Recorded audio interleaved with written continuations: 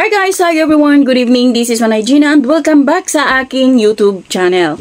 So guys, another mini vlog for today's video. At ang ating pag-uusapan ay walang iba kung hindi si Andrea Brillantes. So sa mga fans, sa mga supporters, sa mga nagmamahal kay Andrea, ayan, meron na naman tayong aabangan na movie ni Andrea Brillantes. At ito ay ang Laya. So hindi ko alam kung anong klaseng story itong Laya. Pero nagsisimula na si Andrea na mag-shooting kaya siguro wala na siya sa Batang Quiapo. Kasi nga busy na din si Andrea. So nakakatuwa, ang ganda-ganda pa naman ni Andrea at alam natin guys kung gaano kagaling si Andrea Brillantes. So nakita ko nga yung post ni Andrea na nung nagbakasyon siya sa Morocco. Ang ganda-ganda ni Andrea talaga. Hindi mo, kahit nung bata pa si Andrea talaga, hindi mo masasabi talaga na ay nagparitoke, siguro nagpa-enhance, pero sabihin ng iba na nagparitoke, parang labo, gano'n naman. Kasi bata pa lang si Andrea, nasubaybayan ko na talaga siya. So wala namang pagkaiba, gumanda lang. Siyempre